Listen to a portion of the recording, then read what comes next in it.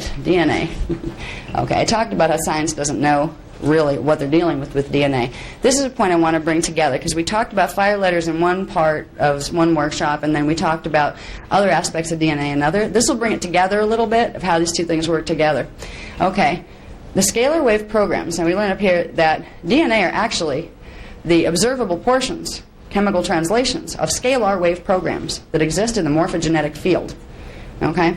Scalar wave programs that are held within the DNA imprint, these create the diversity of form. Different programs of scalar waves create different DNA in the manifest levels, which creates different biologies. Okay? These programs, though, the scalar wave part of the DNA, the part below the part they're seeing, we call them fire letters.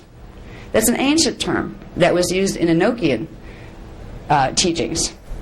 And in the Hebrew teachings, they talked about fire letters. They were talking about the scalar wave patterns that, when activated within the DNA, allowed the body to turn to light. It allowed particle and antiparticle to fuse, to turn into fire, and go to the next octave. They were talking about the secret mechanics, and they were always trying, the Hebrews especially knew this process existed, even with all the repression of information our histories have been about. They knew there was a sequence to fire letters, which are represented in the shapes of the Hebrew alphabet, some of them. They knew there was a sequence that held the secret to higher evolution, held the secret to opening the relationship between man and God. They knew there was a secret to ascension, and it was in the fire letters. They're right. They didn't take it as far as fire letters are scalar wave grids that affect other scalar wave grids of your DNA, that if you do it this way, it can, yes, make you turn into light and go up to the next octave. They didn't take it that far. Once upon a time they did. This information was taught before. They didn't use the term DNA. They didn't need it. That was just another chemical thing that happens as a result of the real stuff underneath. So there were terms in other languages that were applied to the core templates. They were applied to the genetic imprint below the DNA. But it helps to understand, if we want to understand this process of evolution, and if we want to understand what indigos are, we need to understand a little bit about how evolution works in general within our bodies, because it works different with them. Okay? We simply need to understand that we can look at our DNA, instead of just identifying it as the chemical components of gene code that science uses now. Look at it as, yes, it's that. But it is also programs of scalar waves that are called fire letters. The DNA is a sequence, several sequences, of scalar wave programs run together. They create flash line sequences that create the templates upon which your matter particles are built. Okay? It is a science.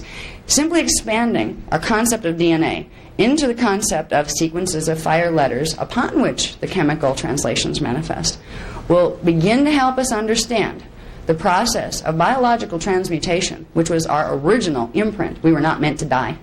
If you understand how to activate DNA, and you can fix the mess that's been done to our DNA, death was not originally part of the human condition. Transmutation was the way to get out of here. You didn't leave a body behind. You didn't have to. The bodies didn't get sick because you knew the mechanisms by which they stayed healthy. That's all been taken away from us because of the way our history unfolded. The indigos are bringing back our heritage. They're bringing back the knowledge. And I know this, and I know it intimately, because I'm one of them. I'm one of the indigos. There's 3 types we'll talk about later. I'm a type 1. And I'm not the only one. There's 350 like me right now. And there's like 2,500,000 of type 3. So there's a lot of indigos here already. Okay? When I speak about indigos, I'm not speaking about somebody told me something about indigos and I'm passing on to you. I know what it's like to be raised in the indigo body here. I know what the indigo body means and what the gene code is doing. So I'm speaking from the heart as well as the mind when I talk about this stuff. We need to understand how our DNA functions. If we're going to understand how the DNA of the indigos differs from that of human, why they are considered, even though they birthed through human bodies, why, through human parents, why they are considered literally a hybrid ET race. There is a distinct difference in their gene code. And I've done diagrams in these chart packs to show you that difference, because it becomes really apparent when you have the spatial relationships in the visual diagrams. So we'll see that in a little bit. Now, let's see. Okay, we need to also, if we're going to understand the whole process, our ascension process, to understand indigos, we need to understand our ascension process. We've been through these teachings in parts in other workshops. This is like a quick roundup, and especially if anybody that hasn't been to the other workshops, this is the crash course in DNA ascension mechanics. So you get that by the wayside as you learn about indigos. All right, you have biology and consciousness, which are matter and spirit, are intimately intertwined. They're composed of the same substance. This is what science doesn't get either. Consciousness, our bodies, matter particles, are made of units of consciousness. That is the only substance that really exists in the universe. Consciousness is a substance. It can be quantified. It can be grouped. It can be structured. It is not a byproduct of matter particles interrelating with each other. It is not a byproduct of brain chemicals firing in certain sequences that give you the ability to think you're alive. It starts first. Matter, the experience of matter, is built on a core of consciousness. Consciousness is energy, and at least science acknowledges that energy cannot be created or destroyed. It just changes form. Consciousness cannot be created or destroyed. It just changes form. This is what the whole thing is about. Energy is consciousness, and consciousness is energy. Science knows energy's always existed. They can't figure out where before energy what was there. There was no before energy, or there would be not now. It gets into those really riddle-like questions: which came first, chicken or the egg? Who knows? Because somehow they just always existed, and are representations of each other at different phases. So anyway, if we acknowledge that biology and consciousness are composed of the same substance, we begin to realize this is a part of our mind. We begin to realize that the higher parts of ourselves we don't see are part of our body. We have 15-dimensional anatomy that we're not taught about in health class. We need to be taught about this stuff. I mean, we might learn how to brush our teeth and comb our hair and exercise and do all those good things to keep your physical matter body healthy. But it's like knowing you have a thumb and not realizing you have a hand, an arm, and a whole body with a head and a brain to go with it. This is what's happening and what we're taught about our bodies. We have a 15-dimensional identity structure, which is a 15-dimensional biological structure with 5 harmonics of matter density. We need to learn this if we're going to help indigos.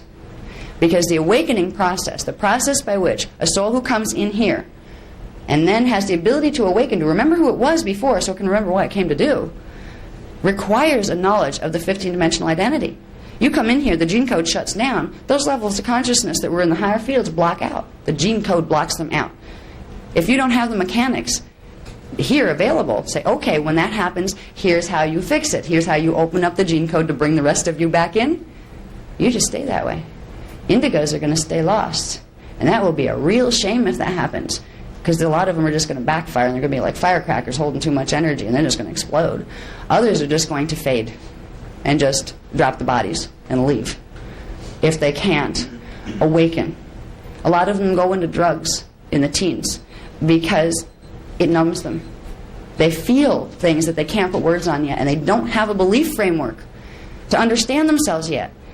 They try to think they're normal. After a while, they realize they differ. They realize they pick up on things that their peers are not picking up on. They realize that all these competitive sports in school, indigos tend to go, how archaic. It's like, the old days when they fed people to the lions for fun. Indigos tend to carry a consciousness with them, even if they can't verbalize it, of aversion to a lot of these things. Type 3s can be competitive, but most of them are just beyond that kind of stuff. And they feel different, but they don't have a framework to understand why they're different or what they're supposed to do with that fact. It gets to be very painful, not to mention the fact that they're so sensitive to electromagnetic frequency that standing by Xerox machines or being in trains that are electrical trains or any of these things that normal people just don't have a problem with affects them. I used to ride, when I'd ride in a car, the vibration of the motor of the engine would make me physically sick. And it would take me 2 hours of recalibrating my fields and just curling up in a ball and bringing my energy back in to neutralize what simply the vibration from car engines would do. Imagine what indigos living under high-power wires are experiencing. Their bodies go into mutation. They get cancers more easily from it. These children are sensitive to all sorts of things that average people aren't. We'll cover some of that as we get into understand more of who they are. The most important thing I want to get across first is who they are and how that can be possible. By showing you the frameworks of DNA, of multidimensionality, and reminding you how those pieces fit together. That is saying, what I'm going to say next, this is how it's possible. So before I say what I want to say about the indigos, and you go, oh yeah, right, you know, I've already given you a framework to understand where that can be a very rational choice to believe.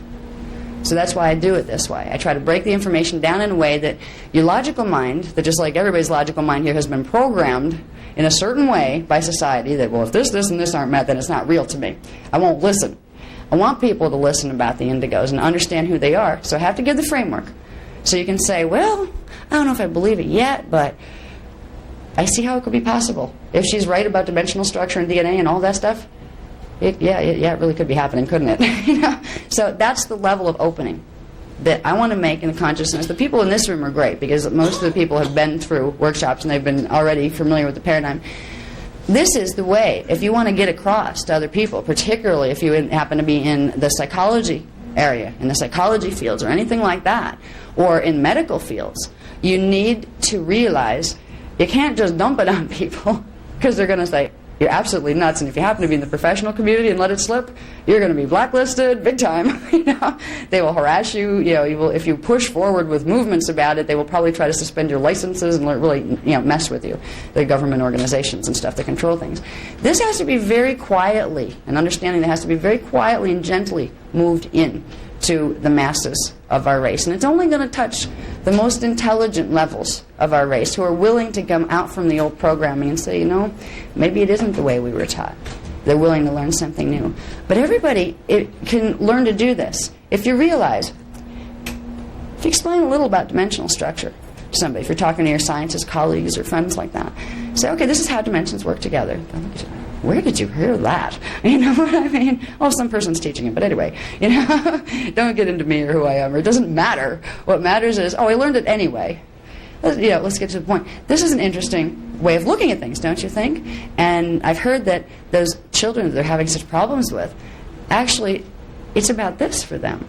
You're showing them a paradigm in a non-threatening way. You're not saying you have to believe this where they say, you're saying this and I'm saying the opposite. No, it's not. Yes, it is. No, it's not. That gets nowhere. You have to open up the awareness in people. And the people who are getting this information first are the ones who will be able to go out into the world and begin to say, okay, I know something that they don't know and that they're not going to want to know. You know? So I have to gently filter this information in the right places, the right individual. There's an opening to metaphysics there. Let's take it that way. We need to spread the awareness of indigos if we want things to work out well over the next 20 years, because they're going to get worse and worse and worse. Indigos are here not only to help themselves grow, to help us grow. They're here for the planet, because there's things happening here that if they weren't here, we wouldn't be here by the end of 2017. Okay, we'll get into that later too. Okay, let's see. Let's see what DNA. Okay, I want to say one more thing about the 5-letter sequences that are really the core of the DNA imprint. Remember, 5-letter sequences are scalar patterns. The manifest chemical components of the DNA are the chemical translations of those 5 letters, or at least the ones they're able to perceive with our equipment of identification. There's a whole interdimensional spectrum of DNA chemical translation they're not able to see yet.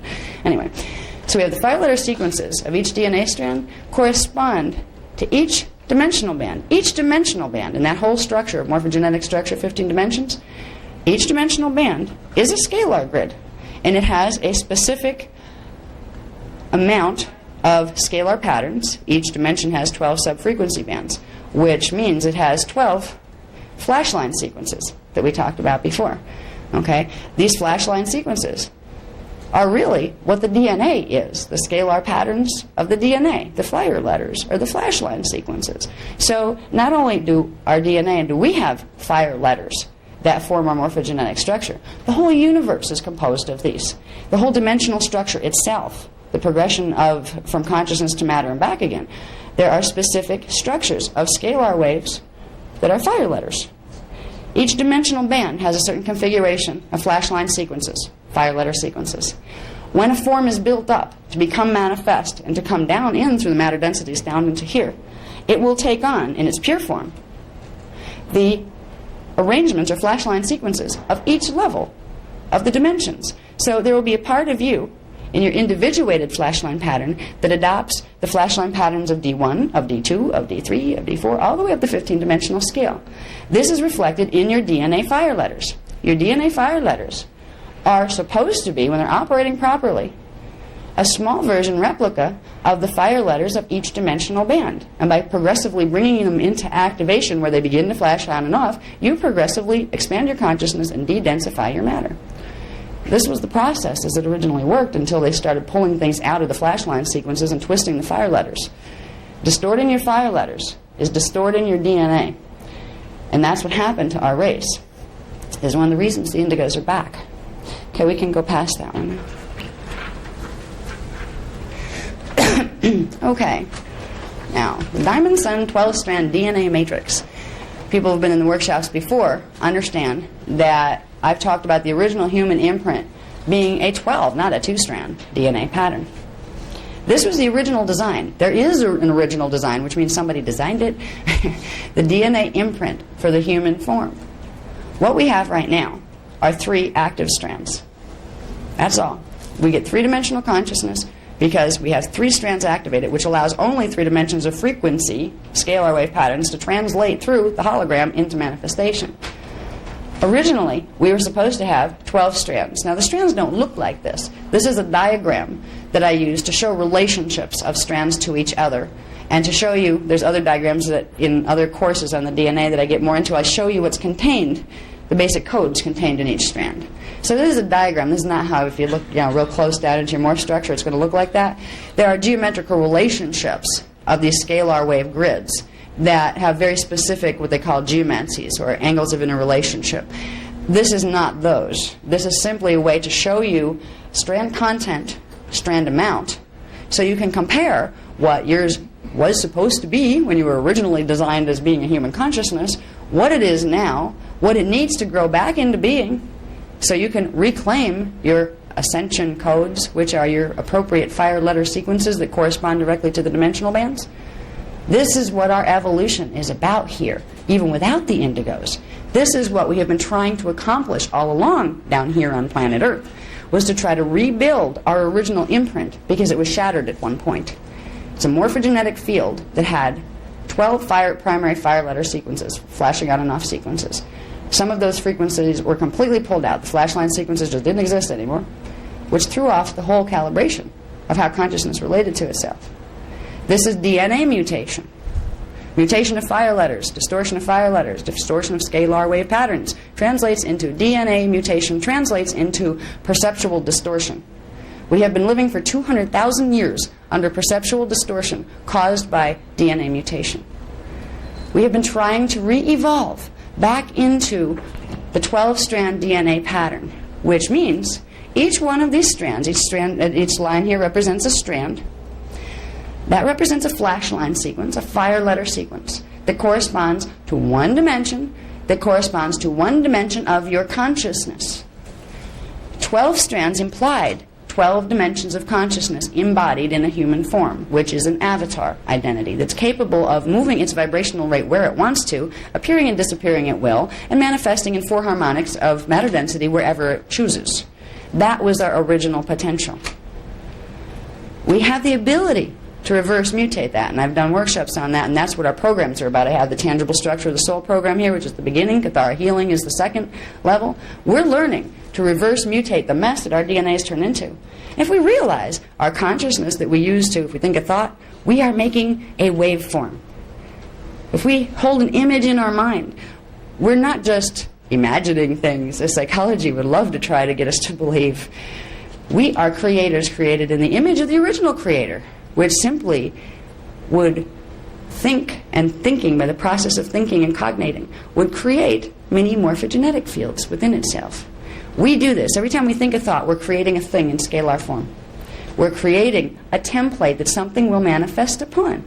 If we begin to understand this, and we begin to understand, too, that our DNA is what? It's a scalar pattern. They're the same substance. Waves affect waves. The scalar patterns we put here and direct into the DNA will affect the DNA.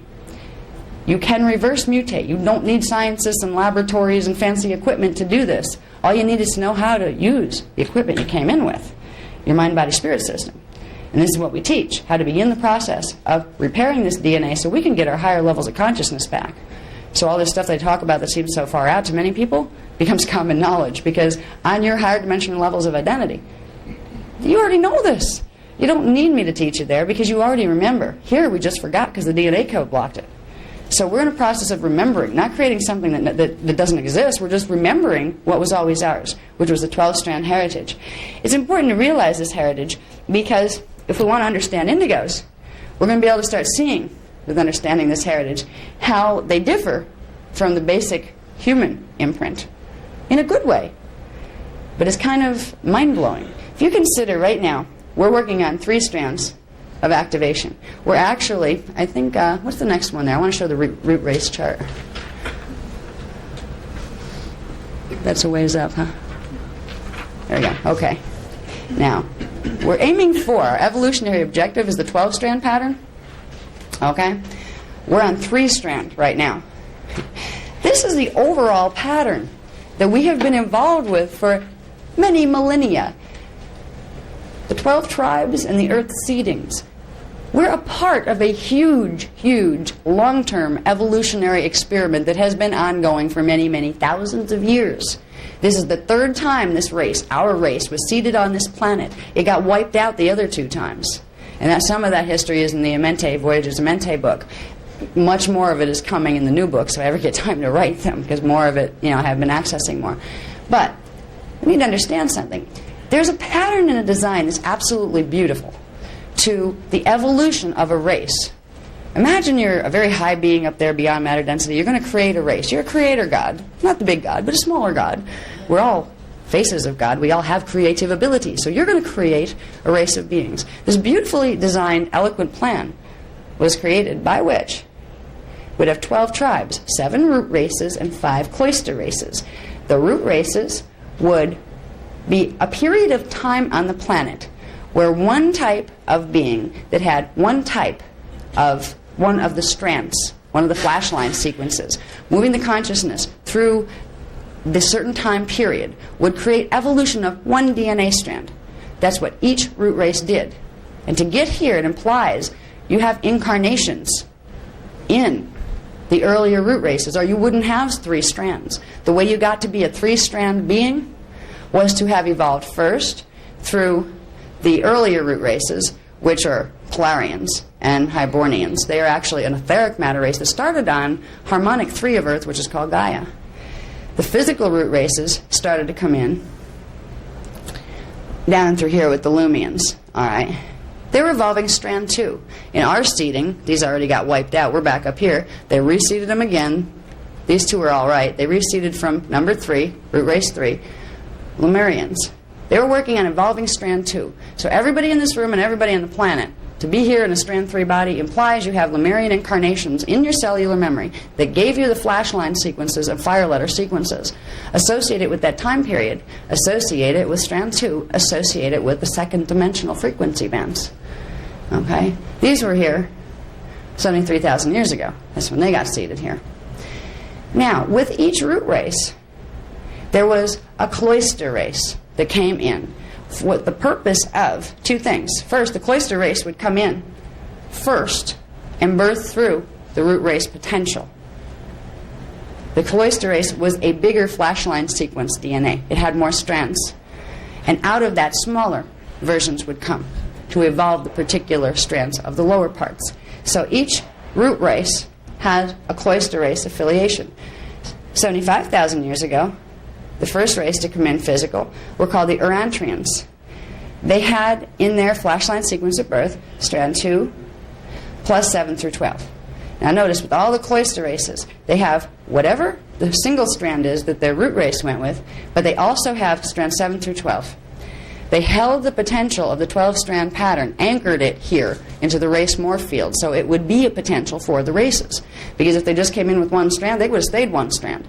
You needed to have a race that would hold these higher potentials while the lower potentials were evolved and the strands were built up to meet them. The process and design of our evolution is literally passing through these thousands and thousands of years of root and cloister race cycles to progressively and very slowly rebuild the flashline sequences of our 12-strand DNA pattern. It didn't have to be that slow, but it was an agreement made by stellar races that would be stretched out over many thousands of years. Because the last time we were up there, this race, we got a little full of ourselves and created some real messes. So there are beings in the higher harmonics that don't want to hear anything about giving humans the key to the kingdom again. Not anytime soon. They want to make sure when we evolve down here, we get it this time, and we learn compassion, and we learn to use our power with wisdom, because we almost blew a planet up when our race was in the higher harmonics. That's how we got down here in the first place.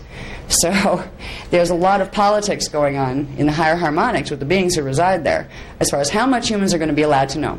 When it was finally agreed that they'd even let us re-evolve to get our consciousness back out of being stuck down in this harmonic in fragmented form, they agreed to allow the Mente rescue mission to take place. We fragmented from harmonic 2 the consciousness of the race that was the human race there. Fragmented. Literally, its morphogenetic field blew apart, and little fragments of consciousness just blended in with the dimensional frequency bands down here. And they would have stayed as undifferentiated units of consciousness if the original imprint of their morphogenetic template was not re-entered down here so they could start to build back up into it. It was building our consciousness back up in this harmonic to get back to what we were before we blew ourselves apart. It's hard to understand from our scientific perspective that doesn't even like to acknowledge anything above D3. But it was a very grand evolutionary plan of races over long periods of time to give us back our original potential. At this point, we are here. And when I speak about Aryan race, every one of the root races has all of the colors. Okay, so Aryans are not just white. You know, there are black Aryans, there are red-skinned Aryans. They're basically red, white, black, brown, and yellow were the basic skin categorizations, and there's all sorts of combinations of all of those. So each one of the root races had a predominant cloister race that had a predominant one of those colors, but then they would have all of the other colors in each race. So every race color was represented equally in all of the root and cloister races. Now, we've managed to evolve through our Lemurian period. The next one was to evolve strand number 3 in the fourth root race cycle. That began with the Branoa cloister. Now, I was a member of this. I had an incarnation in that period, a couple of them in that period, so I remember certain things from that period. Last time they were here was 72,000 years ago. Before that, before they got wiped out the first time, they were here 3 million years ago. These are ancient races we're talking about here. Okay? Before that, I believe they came in, no, we didn't get that, yeah, we got that far, 12 million years ago. So when we talk about the Branoa race, which are actually related more closely than any of the other cloisters except the Melchizedeks to the Indigos, we're talking about ancient races of beings here. This is an ancient genetic imprint. So right now, we've managed to get to the point where we're of the Aryan fifth root race cycle. Most of the people on the planet, and probably few of the people in this room, are of the Aryan root race. Evolving strand 4, just coming into opening up fourth dimensional frequencies into your awareness, just beginning to acknowledge the astral level of existence, just beginning to have perceptions associated with fourth dimensional consciousness. That's where most people are at in our present times. Most people in this room are probably more so in through here or here, where you're working on fourth through fifth strand development, because the information that I'm carrying comes in on a minimum of fifth dimensional frequency at this point. People who can't hold fifth dimensional frequency in their consciousness, they don't have the flashline sequence receptors for it, will not be drawn to this information. They can't process it. They won't be able to grasp it, and that's okay. So the people who are drawn here, sitting in these rooms, learning this stuff, it implies that you have a gene code that has some of the higher strand content to some degree, because that's drawing you in to receive information that's coming in on these frequencies.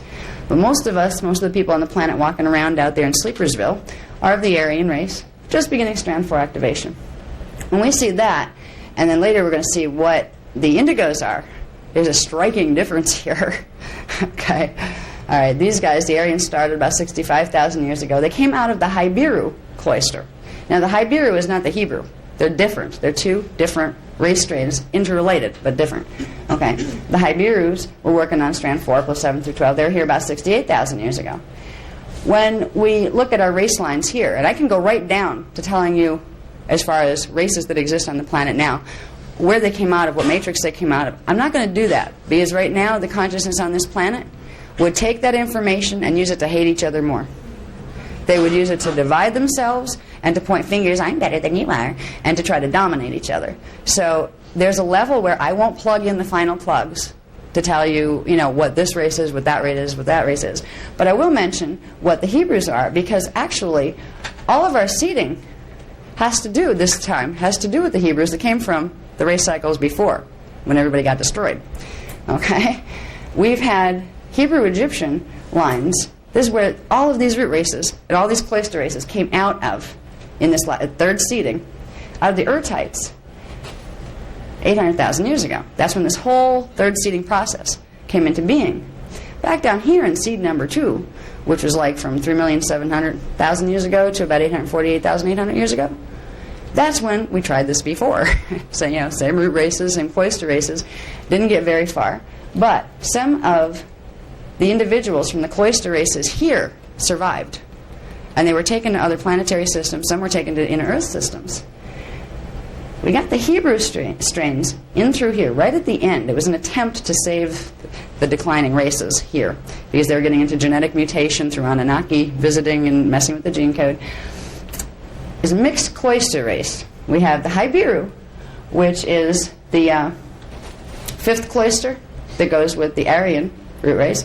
And up above that, we have the Melchizedek races. And you'll see this word in the New Age movement a lot these days. Melchizedek this, Melchizedek this. What in the world is Melchizedek? In its truth, it meant many things, but one of them was it's a literal cloister race of beings. And they are starting to enter here now. They're starting to enter their birthing cycles. But these are even small compared to what the indigos are. The Melchizedeks are very advanced. They come in with strand 5 in their birth imprint. And their life cycle is about activating strand 5. Really, that's a future time. The Muvarian root race would be in the future from where we are. So when we have the Melchizedeks birthing in, they're beginning the next wave of evolution that would normally come through the Muvarians. When we move from strand 4 into 5 activation, probably several 100,000 years in the future. Indigos are even beyond this. You'll love this when you get beyond it. But you need to understand this basic structure to see, okay, who's at what stage of evolution? Each one of these races represent a phase or stage of evolution evolving back up toward the 12-strand pattern and beyond. Okay, so right now we have some Melchizedeks coming in. Many of the people drawn to this material, because it comes in on a D5 frequency, which goes with the 5th strand. They have the 5th strand, which means they have a receptor to pull in 5th dimensional frequency, which means that they can respond to information that comes in on this frequency. So most people that respond to this at all have something to do with Melchizedek gene code in them. You're probably part of a cloister race, just to be in this room, this cloister. But if you're indigo, you're even more than that. Okay, I'm a Melchizedek, but I'm an indigo Melchizedek, and we'll get into the differences later. Okay, we'll get into this, too, when we're understanding indigos. The Uniseti cloister, that's supposed to go with the one I can't even pronounce, Uinjuki 7th root race, that's evolving strand 6. Remember, we're down here right now. Okay, evolving strand 6. They're a future race, in harmonic 2, where Earth there is called Tara. Okay? They're many, many, many thousands of years in the future before our race would naturally evolve into that imprint in its original design. The indigos come in with strand 6 activated. People here come in with strand 3 activated. Most people. They birth in with the 3rd strand activated. They spend the process of this life and many others afterwards, possibly until they're done, activating strand 4. Then they birth into this race and they do strand 5. Then they come into strand 6 activation. It's a completely different race by then. It's a whole different root race. It's a whole different race cycle. It's a future race cycle. The indigos, one of the special features is that they're born with 6-strand activation. When you go into the dimensional scale, this is why they're called indigos. It's a New Age term that was coined by people who can see auric fields, who notice that they tend to have a real concentration of the blue frequency spectrum in their auric fields, more than average. There's a reason for that. The 6-dimensional frequencies that go with the 6th strand have what's called a capstone color. Now, every dimension has a capstone color, which is its primary wave spectra. If we remember, the color is a wave spectra, a wave pattern. Every dimension has a capstone, which is the primary wave pattern. Then it has all these little wave patterns inside of it that are the color spectrums within it. Blue, indigo, goes with, we have blue on strand 5, indigo on strand 6, and then goes into violet in strand 7. Dimension 7 goes with violet Dimension 6 goes with indigo. That's where they get indigo. They didn't even realize this. They were reading the auric fields and saying, I see this color. It wasn't known yet about the design of the DNA evolution, so nobody knew yet to look for what does that mean with the strands. But it's kind of interesting that it translates right into that. Strand 6, the capstone color, is indigo. They're born with strand 6 activated and strand 5 activated. Most Aryans are born with 3 activated and the imprint for strand 4. They don't even have the imprint for strand 5, 6, or 7 through 12. If you happen to be born a cloister, now these are mostly out of here by now. It's like a race cycle that phased out and moved into the next level, into the Aryan root race. Now we're moving into the Melchizedeks coming in. These are very special individuals. They have higher consciousness abilities because they are born with the strand 4 activated most of the time and the imprint for strand 5, which compared to the Aryans is much advanced. Compared to the Hybiru, it was advanced. So it's a progressive advancement of strand activation and integration of consciousness, which creates genetic evolution of the race while simultaneously creating consciousness evolution of the race. It's called biospiritual evolution. That's the process we're all involved in, whether we realize it or not. When we get into beings up here, they're not even supposed to be here right now. They're beings from future race cycles. The consciousness of those beings has many more flashline sequences in it than ours do, many more scalar grids, which means more awareness. They have access to more of their higher dimensional identity than we do, and they have this from birth. This can be a gift, and it can also be a curse. And the way our society is structured right now, to the indigos, it's a curse. It makes it almost intolerable to be here for some of them. Now, they're even more than that. This is just the beginning, 6-strand activation. It's much more than that. When we get into who are these consciousnesses coming in and where are they coming from, that's when it gets amazing. That's when we learn something that has not been clearly put here for many thousands of years, which is, where did we come from? What is our lineup of consciousness? What races did we come down through the matter densities from? Okay? Obviously, the fact that we're in physical matter implies that once upon a time we were part of some race that had semi-physical matter, semi-etheric matter, and then a race above that that had etheric matter. There are races of beings, not just individual parts of yourself, but individual parts of races that went all the way up the dimensional scale. There's a stellar heritage here that has been totally banned from our history books by the Anunnaki primarily, because they wanted to be able to manipulate from behind the scenes like little humans down in a petri dish. We're the little sheep to play with, and just make sure they don't know too much, because they might rebel and decide they don't want to play, your God and we're subservient anymore. The information that we're giving here on the DNA, on who we are, is essential to understanding who indigos are, because you can see where they differ, but it's also a revelation for us. It's our chance to grab this information and run, to get out of the mind control, distorted history nonsense we have been taught for years and centuries and thousands of years, to say, wait a minute, there's a part of me that remembers some of this.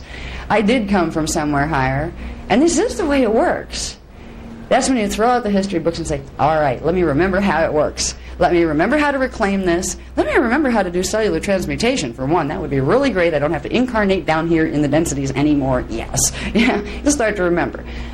We got to realize we're part of a huge evolution program. And the only reason we don't know this is because when we were in our very small, just beginning to evolve down here days, each time we were thrown down here with the lower strands, the ones who were controlling this design, some of them decided they weren't going to let us in on the secret. Others decided they were going to take this original design and do something completely different with it and hijack it. There are beings in Harmonic 2 that have 11th dimensional consciousness. They have the ability to have 11 strands of DNA. Do not want humans to get back to being 12-strand DNA. Why? We'll have a whole other dimension of consciousness beyond their own. We'll have stronger genetic capacity than their own, and we will be more powerful, aware, and intelligent than they are.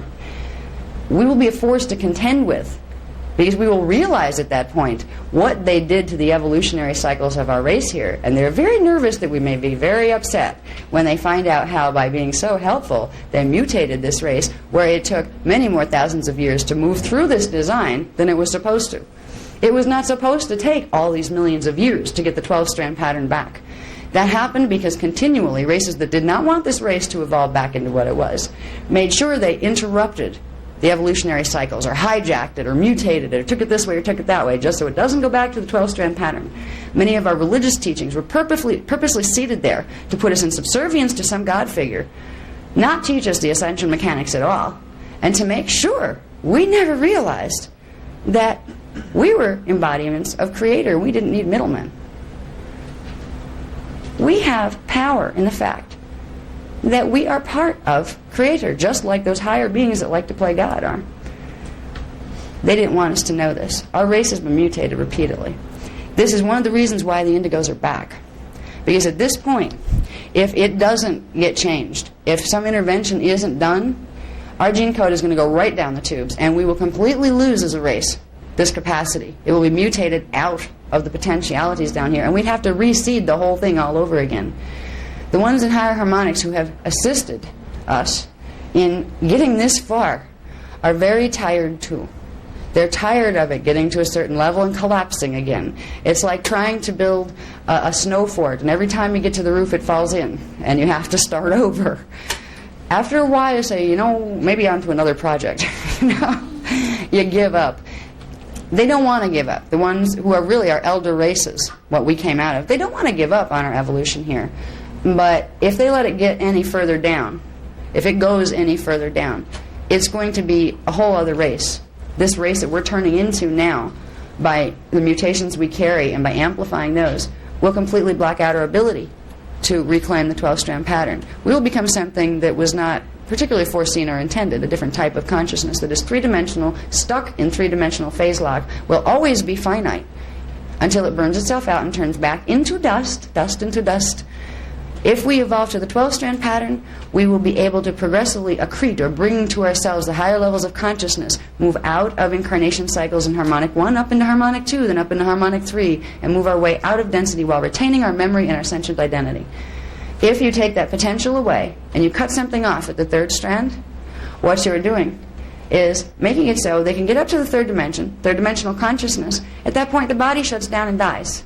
The consciousness leaves the body, goes up into the higher bands without a body for a little while, has to find another body, create another body down here, and it reincarnates again, over and over and over, until eventually the amount of consciousness that was held within that original 3-dimensional part of the consciousness gets smaller and smaller and smaller. You're using up energy, and you've cut off the supply, the perpetual supply that comes from direct connection to source through the higher identities. When that happens, gene codes digress. And when that happens, consciousness gets to the point where it can't hold a human pattern. It can't incarnate anymore into a human form. So it goes backward instead of forward into evolution. It goes into de-evolution, back into eventually space dust, or units of consciousness within the lower 3-dimensional fields that will become used to manufacture other constructs of consciousness.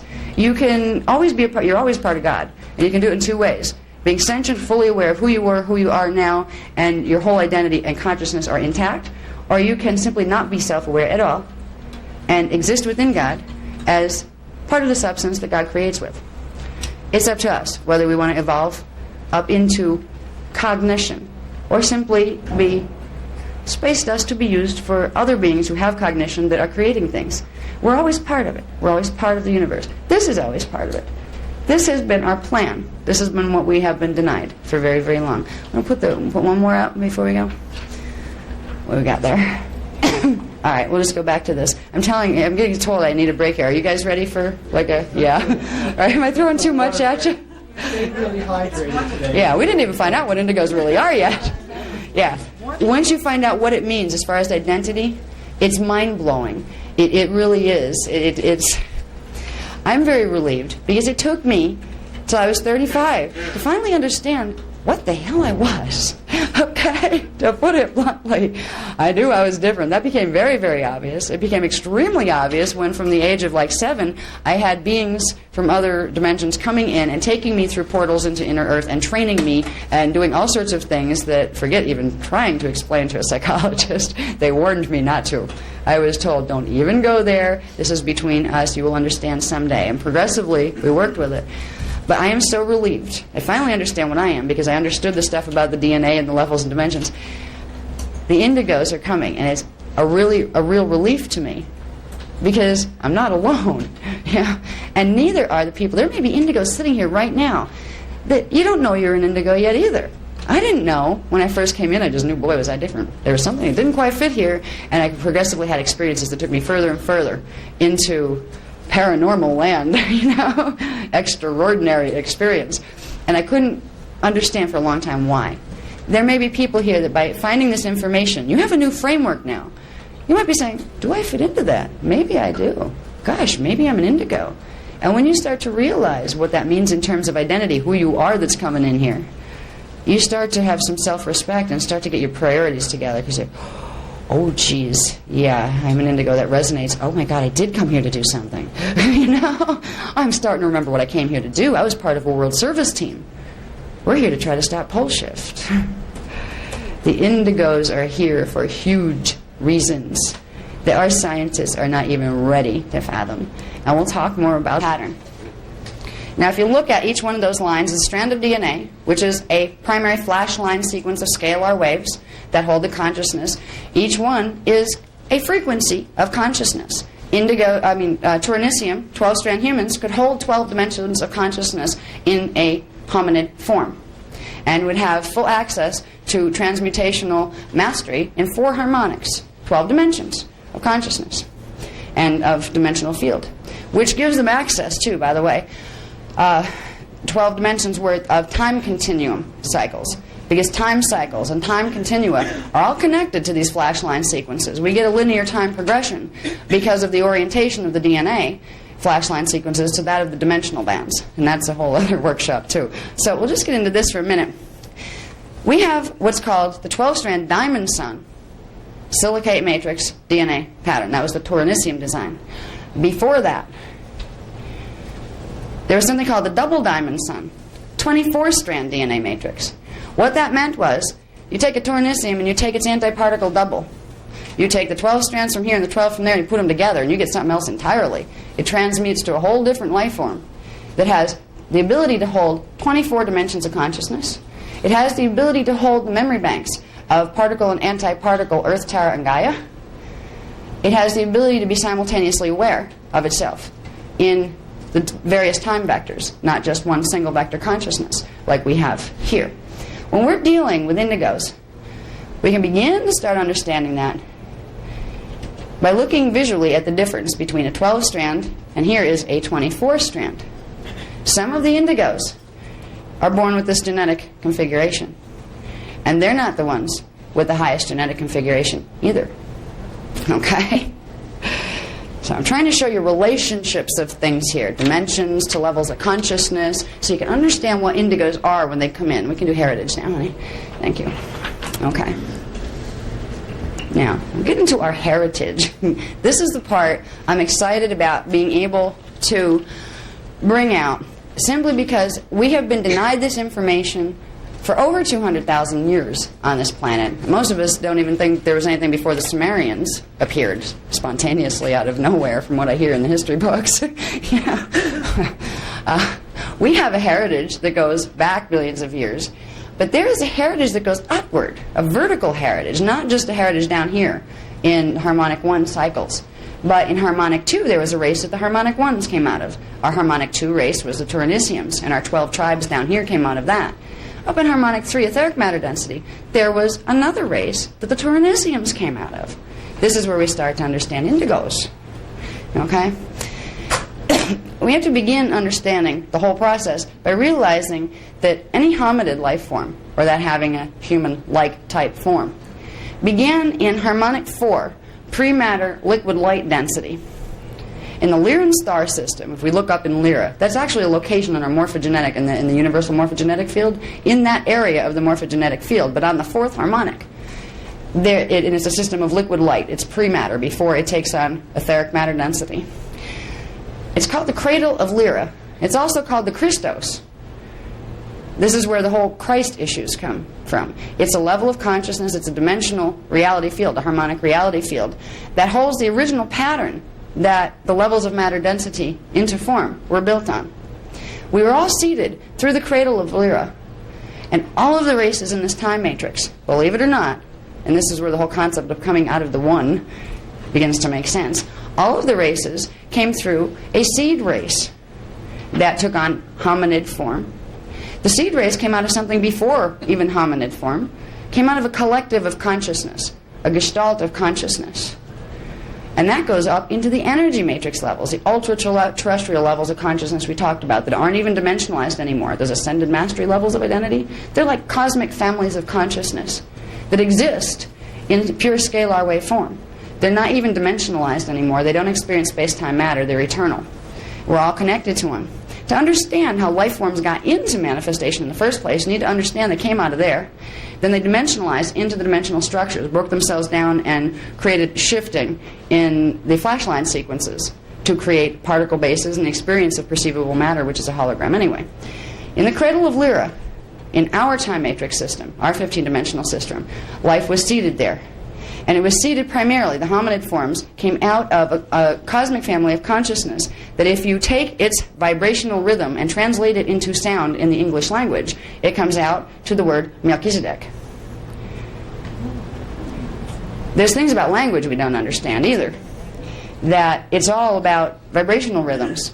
And those vibrational rhythms are flashline sequences. And those flashline sequences directly interact with our DNA. Okay?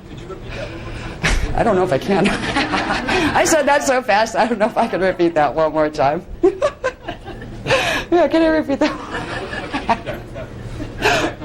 What? What? I'm sorry. Oh, Melchizedek. Okay, that part of it, yes. I can slow that one down and repeat it again. Okay. Okay, Melchizedek is actually a translation of the vibrational pattern of the collective of consciousness, the cosmic family of consciousness that seeded the hominid forms. The flashline sequences, the scalar arrangements, have a sound translation when they're brought down the dimensional scale into light, sound, scalar waves. And when you translate those flashline sequences through the English language flashline sequences, you come out with the sound tones of Melchizedek. And in the Bible, they got as far as identifying King Melchizedek, who came in and did certain things in the biblical history. It goes way beyond that. You know, Melchizedek is a tonal resonance signature for certain aspects of consciousness that link all hominid forms within this 15-dimensional matrix. It's not just a big guy in the sky. It's not a god sitting on the throne that you bow down to. It's completely different than that. Some people interpret Melchizedek as that, Lord Melchizedek. There's certain groups in the New Age movement that call to Lord Melchizedek to assist them. What a Lord Melchizedek is, it's a level of the ascended mastery consciousness of the hominid race that exists beyond dimensionalization. It's a collective of cosmic consciousness that we're all connected to. You can call it Lord if you want to. I don't like the term personally because for our history it has implied subservience and servitude and really getting the not great end of the stick. Okay? You don't have to call anything Lord and Master. All you have to do is recognize you're directly connected to your own inner master, which is your own level of higher dimensional identity, all the way up through the dimensional scale. Now, to understand how we got to where we are, and to where the indigos fit, where the Turanisium fit, there is a vertical lineage happening here, a vertical progression of flashline sequences, which is a vertical progression of fire letter sequences, which is a vertical progression of DNA code manifestation through the densities down into this one. This is what we need to understand, to begin remembering the truth of our heritage. And in the truth of our heritage, we will begin to understand where the indigos fit into the picture and why they're so important. Okay, now, we had the Melchizedek tonal signature, cosmic gestalt of identity for the hominid forms in this time matrix, sending portions of itself into the dimensions to create individuation, a form of race, to experience dimensionalized creation and space-time matter and those things that that experience creates. Coming down through harmonic 5, okay, is dimensions 15, 14, and 13. Harmonic 5 we call the Rishi level of identity. If you were to perceive a Rishi, first it'd be flattened because the frequency it transmitted would fry you instantly. It looks like a sun. Their spherical identity. It's beyond the form, that any etheric matter form, any pre-matter form. It is a scalar wave spectra that has the frequencies of a full sphere of energy. Or actually, Rishi has half a sphere, you put two together and you get a whole sphere, 360-degree energy, 360 fire letter sequences. It's all connected. Okay? If we understand the harmonic 5, each of us as individuals has a Rishi collective we're out of, but so does every race. So does every race strain. So does every planet. Everything that comes into matter has this progression of scalar wave patterns that progressively breaks itself down into smaller pieces, and to get back out of here, you have to progressively reassemble those pieces in the order that they were broken down in. That's why so many of us are stuck here in the time matrix. The fire letter sequences, the flash line sequences, the DNA patterns are no longer the same patterns that we came in with, and you have to recalibrate and put together the patterns you came in with to get back out. It's as simple as that. Okay, now, in the cradle of Lyra, the Melchizedek family created several groups of beings. The two primary ones involved with our race were called the Elohai, and that's not the same thing as Elohim. That's different. We'll get to that later. The Elohai and the Seraphai. They were both out of the Melchizedek collective, and they were both the first manifestation of individuation of the Melchizedek Rishi into harmonic 4, pre-matter, liquid light Christos. They were avatar collectives, and they created a liquid light form. We all have a level of this form that we can find too, by the way. The Elohai and the Seraphai and the family lines they created in the lower densities were the core of the whole polarity drama we have been involved with for billions of years before the human imprint was created. The stellar races who came out of those families went into issues of polarity imbalance, which creates conflict between beings. Polarity imbalance is basically a physics thing that comes down to balancing electrical and magnetic polarity frequencies. But when it translates into bodily consciousness and scalar wave beings, it turns into conflicts between DNA patterns, flashline sequences, and if you don't have compatibility in flashline sequences, you don't understand each other. This creates conflict in consciousness. And when you have conflict in consciousness, you tend to have things like wars. People down here in harmonic 1 think that if they think about angels and things up there in the higher harmonics, they think, oh, up in the heavens everything is sweet and hunky-dory and peaceful. Well, I hate to tell you, it doesn't get peaceful until you hit dimension 12. There have been interstellar wars for billions and billions of years trying to work out the polarity imbalances between the descendants of these two primary family avatar collectives, the Elohai and the Seraphai. And we are still in the middle of that major cosmic drama. We are products of that cosmic drama because the Turinicium lineage, human lineage, was created to try to help resolve it and get the flashline sequences back together, because then the harmonious consciousness would come back. We start to understand each other again. Even when they talk about the races were all given different tongues, and then they had to figure out how to reassemble and be able to communicate with each other again. What they're talking about is not just languages. Those languages, again, just like the Melchizedek word, are tonal resonance signatures, which are flashline sequences. They were saying right there, even in the Bible, that we were broken down into separate groups of flashline sequences, and to understand each other and become whole again as a race, we had to put them back together into the original whole out of which all of those pieces came. Okay, now we have Elohai and Seraphai up in harmonic 4. This dimensions 12, 11, and 10. There are other families of consciousness that were involved with seeding other life forms. But the one we need to understand first is the hominid life form, because that's what our consciousness manifested through. Okay? When the avatars of the Elohai and Seraphai began, and they're like creator gods, they knew they had creative power to manifest life forms, and they did. And some of them did, and they mixed this one with that one and that one with this one, and they found that when you mix flashline sequences in the wrong ways, it creates messes in the flashline sequences, which creates messes in the gene codes, which creates a distortion in the codes of ascension, and those beings become trapped in time. And they also go into polarity imbalance and conflict and the whole bit. Many of the Elohai and Seraphai families became what was called fallen, because we hear stories of their fallen angels and all of that. Fallen meant they could no longer expand themselves up and out of matter density because they lost some portion of their original flashline sequences of their design that would allow them to pull their fire letters together and expand back out of the time matrix. The fallen ones also had a fall in consciousness because the codes that were originally part of their makeup that would allow them to pull in the full cognition of the 15-dimensional spectrum in which the law of one is understood, where we understood the whole process that we all came out of one and we're really all one, they lost cognition of that. And they began to see each other as separate and something to fight with. They forgot they were part of each other, and they took different stances. These wars of the heavens came way before the wars on earth, and they still are ongoing.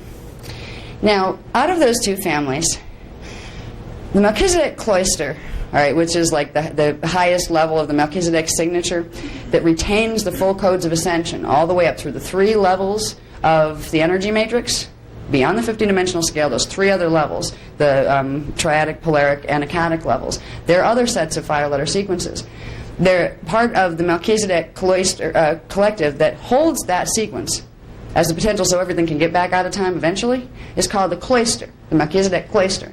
The Melchizedek cloister cosmic identity collective, knowing it had all these pieces of itself fragmented into the time matrix, holds those codes so they can give those codes back so the pieces of themselves stuck in the time matrix can re-evolve back into expansion, into being part of that cosmic family of consciousness. Now, the Elohai families of these two families were commissioned by the Melchizedek cloister collective to be in the time matrix, to be the one race line that would hold the original codes of ascension, the original full fire letter sequences out of which all of the races came out of. There was one original Lyran Christed pattern, one avatar pattern hominid form that had all of the flashline sequences that then were broken down into make different race strains.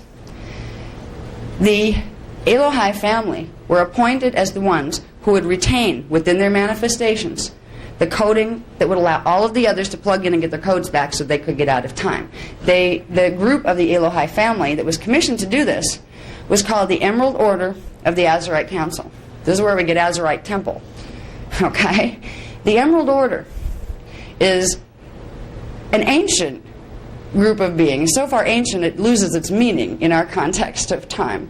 But they were basically a group of the Elohai family avatars that agreed to stay in the time matrix, even though they could have expanded back out into ascension. They agreed to stay here to assist all of the stellar races back into evolving into the ascension codes as they are held within the Melchizedek cloister, which means it gave the potential, or kept the potential, of every being down in here being able to become an ascended master again. We all started as ascended masters. Before we started as Turanicium, way up there, that's where we all started as. It's not a potential we have to get, it's a potential we have to remember how to expand back into, because it's always been there. Okay, so the Emerald Order of the Azurite Council was a group of beings out of the Elohai family. They were avatar collectives in harmonic 4, pre-matter, liquid, light. Okay. The Emerald Order seeded down in the next harmonic a version of itself, and they kept doing this all the way down. So those codes would be represented in all of the harmonics, making them available to the gene pools in all of the race strains going down. Now the Emerald Order Elohai seeded in harmonic 3 etheric matter a race called the Anahazi. Not Anunnaki. Anahazi, okay? The Anahazi races, also known as Syrian whites, because that's what they look like if you see them. They look like white beings with the big slanted eyes and that kind of thing. They are an etheric race, etheric matter density, which looks kind of ghost-like to us if we see them. The Anahazi were commissioned by the Emerald Order above them to become representatives of the Emerald Order in that level of etheric matter density. The Anahazi represents the first etheric matter hominid imprint that all hominids in the whole 15-dimensional scale from harmonic 3 and below fit into. To re-evolve back out of time, every being will have to re-evolve back through that imprint to go back into liquid light Christos, and then back into Rishi, and then back into expansion into ascended mastery. There is one pattern, one hominid pattern, that all hominids emerged out of. There's much diversity after that point. But the Anahazi in harmonic 3 were appointed the guardians of holding the codes of that pattern together so it would always remain as a potential for any race, no matter how far they rest, because that's what they look like if you see them. They look like white beings with the big slanted eyes and that kind of thing. They are an etheric race, etheric matter density, which looks kind of ghost-like to us if we see them. The Anahazi were commissioned by the Emerald Order above them to become representatives of the Emerald Order in that level of etheric matter density.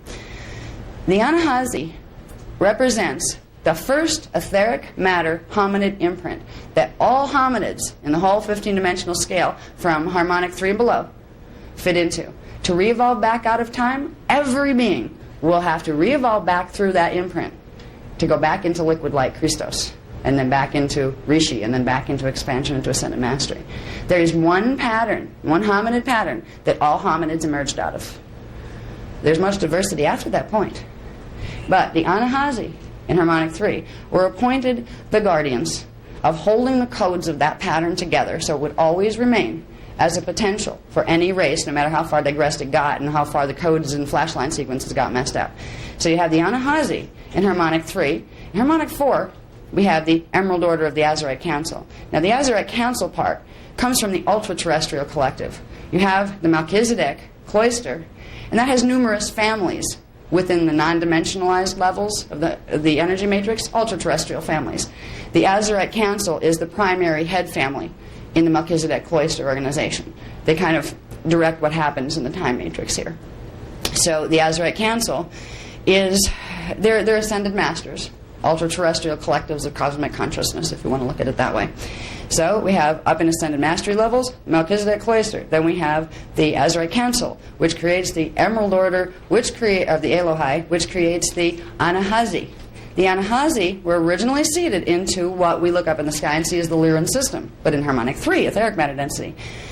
Because the other groups of the Elohai families and Seraphai families that were also creating things in the lower harmonics began to create things that were at war with the things that held the light codes and were trying to destroy them. There were battles that happened in the harmonic 3 etheric matter density of the Lyran system.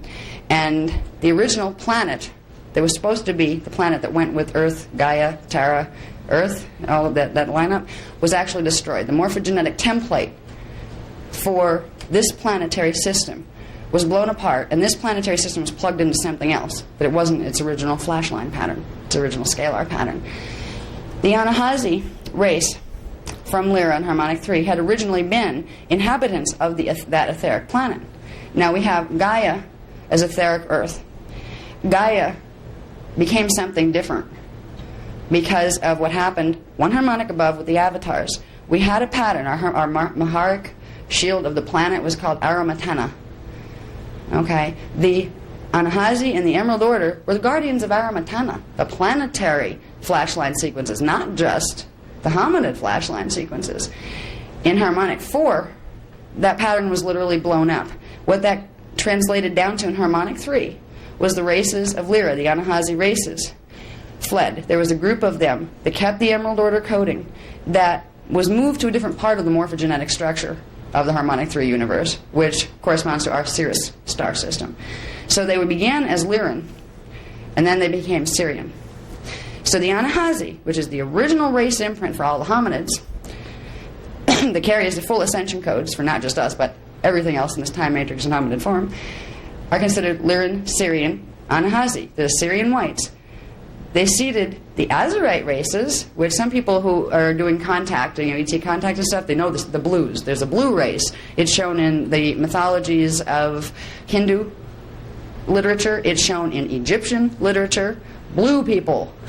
Yes, there were blue people. They were created in the next harmonic down by the Anahazi. We had Anahazi in harmonic 3, right?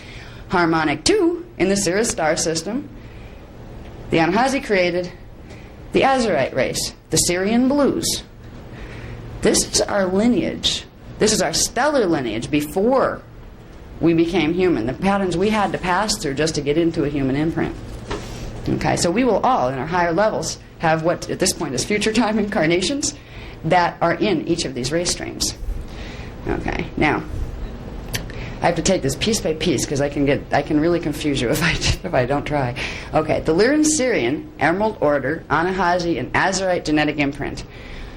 That chain of identity that I just explained coming down, race identity, was the seed into which 12 other intergalactic mutated families were spliced into to form the Turanisium imprint that was the original human form.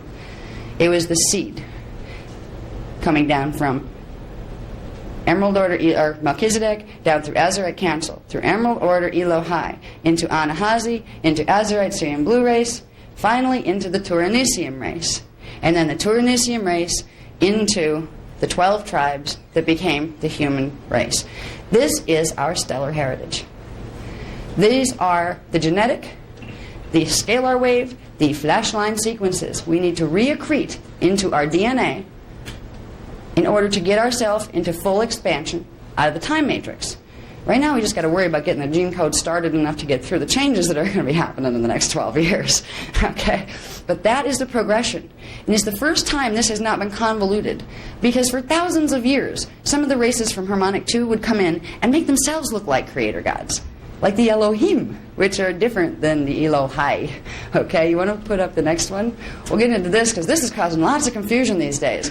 There are Elohim communicating with channels from here across the oceans and to England and all other countries.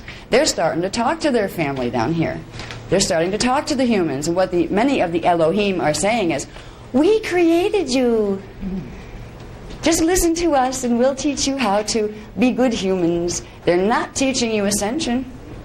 They're not teaching you about flashline sequences, DNA, and how to get your codes back. They're teaching you, we're your parents. Listen to us. You have to ask yourself, why? Why?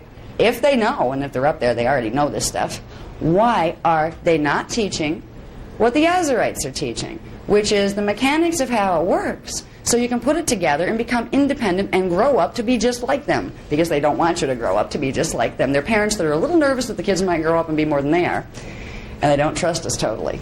The Elohim, here's where they came from. We had, entering in Harmonic 4, we'll start with, the Elohai Emerald Order families, okay? They had a 30 to 48 strand, what's called an Emerald Sun DNA configuration. Remember, the 12 strand was a Diamond Sun configuration? Well, this is called the Emerald Sun DNA configuration. 30 to 48 strands, 30 to 48 flashline sequences that would allow not only the 15 dimensions of consciousness here to be assimilated, not only that plus its other 15 on the other side, giving you the 30 from the antiparticle universe, but also the 18 codes and their reverse from the 3 levels of the energy matrix. The Elohai Emerald Order carried the ability to embody what's called, or to have access while embodiment, to what is called the Eckhart identity level, which is Ascended Master Level 3. Okay? Understanding this is important as we get talking more about who indigos are. All right, now, here's where Elohim pop up. When we had the Elohai races in Harmonic 4, remember I said how some of the races of the Elohai family and the Seraphai families digressed and created race lines that had their flashline sequences off, that they were stuck in time because they didn't have the connections anymore that would allow them to plug in all those frequencies to expand. Now, the fallen Elohim, they were Elohai once in Harmonic 4. They severed certain connections and reduced themselves to only 11 flashline sequences in order to get out from under the control of their Rishi identities in Harmonic 5. It was like a rebellion. We don't want to listen to you anymore. We don't want to do the law of one. We're having too much fun convoluting ourselves to the point where we don't make any sense to ourselves anymore. They decided that they were going to be creator gods without God, without that whole collective of consciousness. That any being that really reaches ascended mastery knows you can't divide it up in parts and expect that to work for very long. You have to recognize we are all one and all individual at the same time. And with the code convolution, or getting distorted flashline sequences in their consciousness and twists in their consciousness in the way they looked at things, the part of the Elohai family that decided to rebel against working with the higher councils, they became the Elohim. Some of them have evolved since then and rejoined the Elohai families. Now, these beings are awesome. If you see these beings, you get your D4 vision turned on and they come down to visit you, they are gorgeous. They are these white, you can't even describe them. They're like living light energy forms with sort of not quite human features and large eyes when they want to show you that much detail. They carry a presence with them that is awesome, and it just makes your heartstrings sing. You just feel, mama, you know? Your body, whether you're dealing with an Elohai or an Elohim, when that comes into your frequency, one of those consciousness, your body cells cry out, mama, because it feels the flashline sequence identification, even if it's not complete. So humans here can be so seduced by Elohim, who don't have their act together completely either, simply because of that biological identification of consciousness. And that's what's happening here. There are lots of Elohim channels at this point. Those people don't know if they're dealing with Elohim that are trying to help them re-evolve, or that are trying to trap them into another loop of evolution that, like we've been in for the last 22,000 years, actually. There's been things that happened because of the Elohim family lines that mutated our race down here worse than it ever had to be. We need to make the distinction between Elohai, meaning higher, and Elohim. And over here, in the Seraphai families, some people are bringing out information that, the Seraphim are all the bad guys. Then it kind of gets put over into the Seraphai family lines. Not all Seraphai family lines are negatively oriented. Only some of them are. Just like with the Elohai family lines, we had the Seraphai. Now, they were able to hold, they had something called the gold sun matrix, DNA matrix. It could hold 24 to 30 strands, flash line sequences, levels of consciousness. They were seeded primarily into the Arcturus and Andromeda galaxies in harmonic 4. And they created their own race lines, which became involved with ours later. Then there was a group of them, and this is ones we're having big problems with these days. Okay, they're back.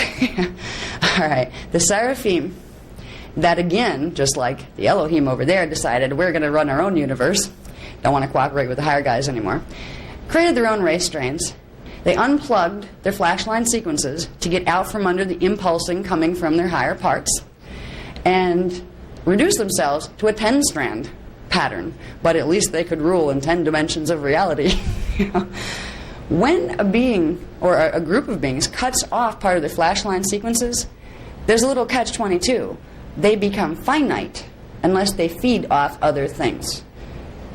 If you have your flashline sequences hooked up through the 15 dimensions and into the energy matrix, you have a perpetual supply of energy and consciousness moving through you. You are an eternal being. It's just continually recycling, changing form. You don't go away or disintegrate or reduce yourself into space dust for something else to use as creative fuel.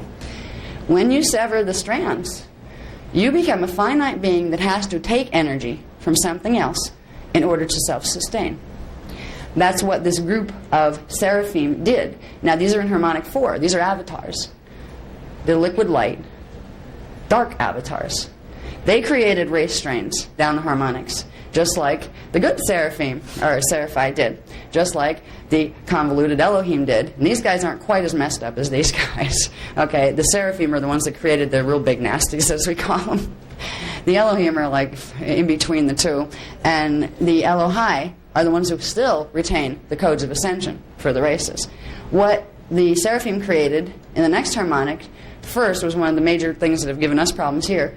They were in the Orion star system, etheric matter density, and they were winged Dracon. They look like dragons with wings and tails. Like a lot of our devil mythology comes from a cellular imprint of understanding that race, because once upon a time they interacted here and they forcefully crossbred with humans to create a hybrid strain called the Dracos, which is actually focused in Nibiru right now and is starting to mess with this race again. They're back, and it's serious business. They have 10-strand, what's called the Black Sun DNA matrix. It's called the Black Sun because in order to have that independence that they created, they not only unplugged everything above 10 strands, they reversed the order of the 5-letter sequences in the rest. They completely turn the consciousness inside out. They do not have the ability to plug into the rest of the dimensional scale, which gives them a consciousness that cannot cognate anything but itself and its own needs. If you ever looked in a shark's eyes, like on pictures and on TV, there's this blank stare there. These guys are eating machines, okay? You can go up to a shark and say, I'm a really special being and it's really not a good idea to eat me. Do you think it's going to care? It has no cognition level to have compassion or to think about you in that form. You are just fuel that it is biologically driven to consume. This is the level of consciousness, but amplified by 11 or 10 dimensions that you're dealing with the draconian matrix. It's an avatar matrix of liquid light beings that are majorly screwed up. Okay, I'll put it in very loose slang down here. Very twisted consciousness. They need more help than anybody in the time matrix. They are so stuck here that they have had to turn themselves into the epitome of evil just to self-sustain. where they will suck energy off anything they can get their claws into or their flash line sequences hooked into, just to self-sustain themselves. At some point when we evolve, and the ones that are in higher evolution are trying to help these guys to get their coding back. Because if they get their flashline sequences back, they start to get more and more of that energy supply coming from source. But they're still in such a twisted frame of consciousness that they're afraid of the higher light. They're afraid of connecting with their rishi. And in their fear, just to survive, they have to consume. So it's like a very ancient drama that's still going on today. When we get down into what they created a reptilian version of Anunnaki. But they didn't create the first Anunnaki. This is where you get over here. Back over to the Elohai families.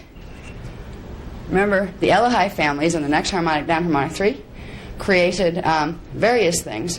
One of the first things in the hominid forms they created was the Lyran Syrian Anahazi. They were the ones that held the codes of ascension. I'll just refer to those flashline sequences, the right DNA patterns that get you all the way up as the codes of ascension, because that's what it's all about here. Evolution is about restructuring the codes of ascension so you get full mastery over manifesting and demanifesting wherever you want in the 15-dimensional time matrix and the energy matrix beyond it. Okay, so we have the Anahazi in harmonic 3. At the same time, down in harmonic 3, the digressive Elohim family, who didn't have any more than 11 flashline sequences anymore, created a version of itself in harmonic 3 called the Anu. This is where we get the stories that are popping up these days in the ancient histories about the Anu races. And there's a lot of mythology from the Syrian star system primarily involved with Anu, and Anu was a god and all these kind of things. Anu was a race of beings created by fallen Elohim. It's like, let's get it straight already. Before these guys that are channeling stuff, telling us that Anu were the ancient gods, bow down to these guys, don't do this. These are Elohim families. Elohim, we can love Elohim, but we can say, excuse me, there is something higher. And if you aren't teaching me about ascension directly, you're withholding something from me that you know about, and that means you have an agenda here. What is your agenda? We need to start interacting intelligently with what's happening here, because we're having contact. Now, here's where we'll get to understand where indigos come in. Okay, not so much over here right now. We have the Anu in harmonic 3 out of the Elohim. We have in the good guy Saras families, the Seraphite families, the Saras and the Saras, which later crossed with the Syrian blues and got involved with our Egyptian lines to recalibrate the gene code in our race to some degree. They're trying to help us. Now here, there are several race strains created in different reality systems. Like when we have Palladians talking to us through channels and that kind of stuff now. They're not just Palladians. It's like Earthians. There's a lot of different people here. When you're talking to Palladians, are you talking to the good ones? Are you talking to the draconian ones? Which ones are you talking to? We need to be able to ask these questions. Okay. When the harmonic 3 Anahazi came down and created their versions of races down here, they created the Azarites, the blue race. We ended up with this family line here through the Hibernians creating Anunnaki. We took Hibernians, we combined them with some of the draconian matrices over there, and we ended up with the Dracos Anunnaki here. We ended up with, there's actually an Anunnaki strain that came in with these, which was a little different than the basic Anu pattern. But when you deal with Anu instead of Anahazi, Anus are the ones that became the Anunnaki lines, that became very twisted up with the dark sun, black sun matrices. And it's not that one group of consciousness is good, one is bad. It's that one has its ascension codes and its ability to cognate the law of one and to therefore act humanely and lovingly, and the other has lost the ability to do that. And you don't lay yourself down before them and say, well, because you're higher evolution, go ahead, lead me. Because remember sharks. Sharks don't think about their food. They just eat it. Okay? We are energy systems down here. And the ones from higher evolution that are messed up perceive us like sharks perceive food. That's all. They don't realize we have something else besides that to offer. They don't care. We need to understand these things and what's going on, because it's affecting the indigo drama right now. It's also affected our ancient stellar history forever and ever. When we come down in harmonic 2, our race strain goes into the Syrian and Palladians. They were seated in both the harmonic 2 Syrian and Palladian race, planetary systems. The Azarites, which were the blue hominid that came out of the Anahazi, white, Syrian whites. Okay, then there was various race strains that came down here. Out of there, when we get down to about here, this was the Emerald Order. They're called Orifim. this is where the experiment was done, to try to take the coding, the primary coding of all the other interstellar races, put it into the basic Emerald Order imprint to create a new hominid line that the consciousness that was stuck in the other forms could build up codes enough to evolve into. So it could evolve out of the time matrix through what would become the human pattern. The first level of the human pattern started in harmonic 2 with the Emerald Order Orifeme. And Or refers to light. These were good guys. They had 30 to 48 strand capacity, that Emerald Sun matrix. Then they created a little smaller version of themselves in harmonic 2 still, plain old Orifeme. Okay? They had 24 to 30 strand capacity. Yeah, reduced it a little bit. Into the Orifeme were seeded the Turinicium, which were the 12 imprints from the other stellar races, and it created the full Turinicium 1 race. That's where it became Turinicium. Orifeme became Turinicium and human by adding the other patterns of the 12 races that needed help in their evolution. So we have the Turiniciums created now. Out of those came two primary divisions, and this is the story is told in the Secrets of Amente book a bit, where again the Anunnaki ones from over here and from over there, the middle guys and the really bad guys, interbred with some of the Turinicium, interbred with some of the Orifeme, which means you create some really high-coded, nasty beings. There's a lot of heavy artillery created in the negative side by combining some of these very high-coded races with the distorted races.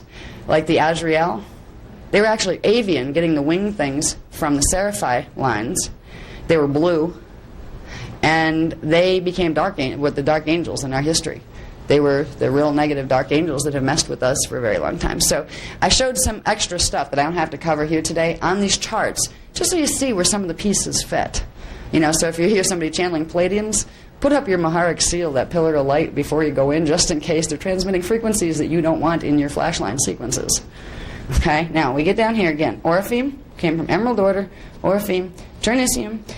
Turiniciums got messed up with the Anunnaki coding and became two races. They split into one that went into a reptilian type of human called the Bellicudium, and another that was a purified version, bringing the codes back to what the Orifeme were supposed to be, which is called the Adami Kudman. That was the pattern used, the Adami races. This is where stories of Adam come from. The Adami races were created. They were restructuring the imprint again and seeding it in 12 small pieces down here in harmonic 1. So the imprint could re-evolve down here, then we'd evolve back into the Adami Kudman, then we'd evolve into the Turinicium, then into the Orifeme, Emerald Order Orifeme. We progress all the way up to get our ascension codes back. When we understand this progression here, we can begin to understand where indigo children fit. Okay. We have indigo children here. These are a hybrid experiment that's taking place once again, because we have the higher ones of higher evolution realizing that right now we have some of these guys and those guys coming in here trying to hijack evolution. They're doing hybridization programs. Some of the UFO abduction stuff are by the negative groups, and they are trying to create hybrid versions of themselves to take over this place. Because they have the ability to do that if they want to. If there was no intervention, the human race on this planet would be hijacked again, completely out of its 12-strand capacity, forget its higher strand capacity. So there are arrangements being made where some of the negative sides are deciding they don't want to be so negative after all, and they're asking for help from some of the lighter sides. So there's negotiations being made all up and down the interdimensional scale. This is when the angels choose what side they're on, And it's coming down to hybridization programs running by each agenda here.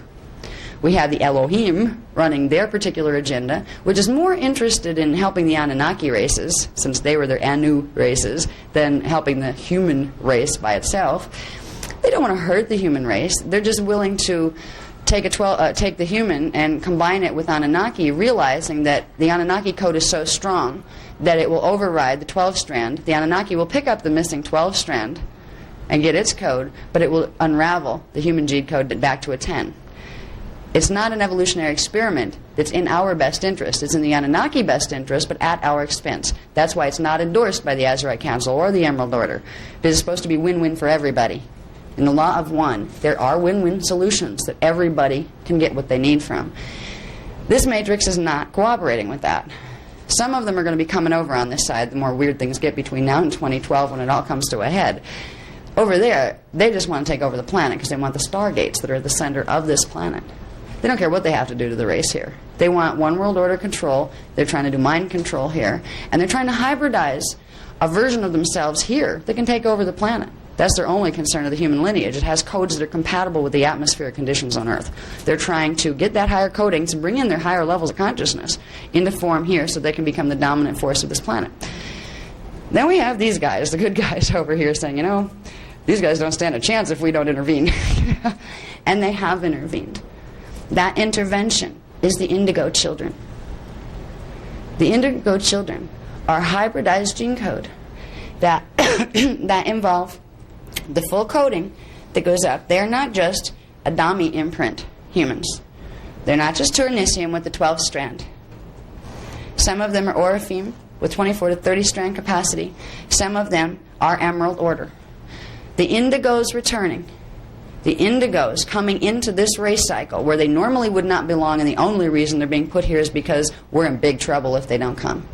This race will never again be able to reach its 12th strand if this evolutionary experiment isn't done now to give us back a real jump start in the gene code.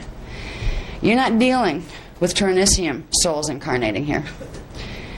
You're dealing with Orifeme and Emerald Order souls incarnating here.